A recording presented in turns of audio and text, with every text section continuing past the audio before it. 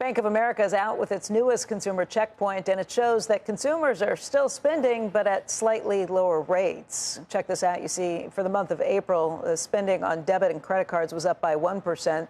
In the month of March, it was up by 1.1%. Joining us right now for a closer look at that data is Liz Everett Krisberg. She's the head of Bank of America Institute. Liz, this is a slowdown, but there's still an increase in spending. You're exactly right. So despite all the commentary we've been hearing about the consumer retreating, about how the March numbers were really just boosted because of pre-tariff buy-ahead, the fact is that our data is showing that consumer momentum is continuing.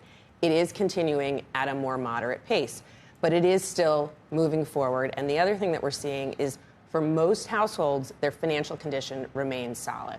And I think the key to understand that, right? How do we? That's counter to what we hear in so many different places. Absolutely. And that's why it's so important to look at the data. And I think the most important data to look at that really helps explain it really nicely is the labor market. So we look at wage growth going into households, what's happening. And what we're seeing there is the same trend, that there is still momentum in terms of household wage growth, but that's also moderating.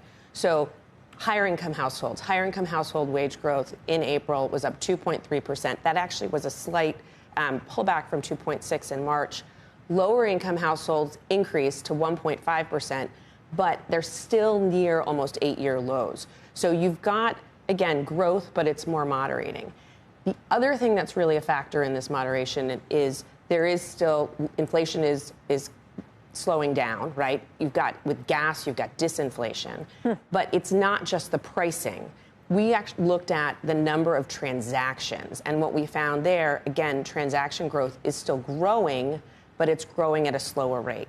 And in particular, it's slowing for what I'll call kind of high-value services. So airlines and lodging, we saw a big decrease in those services. But it doesn't sound like numbers you would see for an economy that's on the verge of a recession.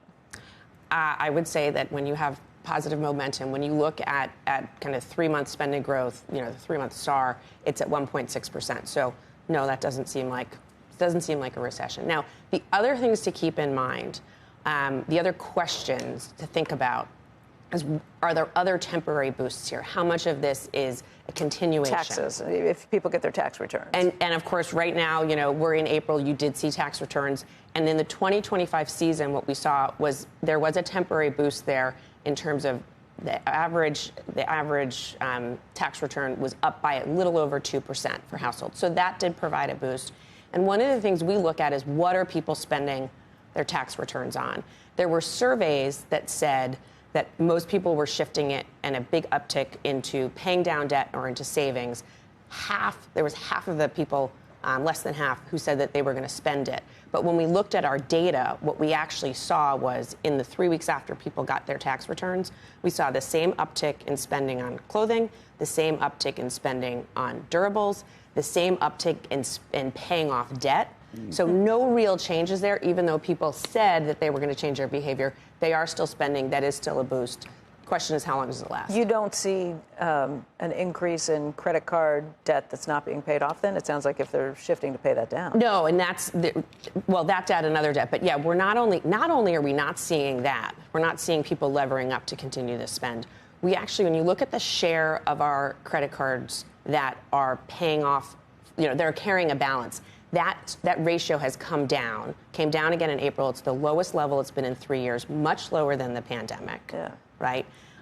The other thing, we mentioned this kind of 2 weeks ago, but if you look at 30-day delinquencies have continued to come down since October. Now, we are seeing, if you look at the number of households that are making the minimum payment, so that would imply that they are stressed, that did tick up just a little bit, but it's still a relatively small number. I mean, it sounds like on every metric here, this is not an economy that's in a recession based on consumer behavior. Our data is showing that the consumer is, it's moderating a bit, but the consumer is still moving ahead.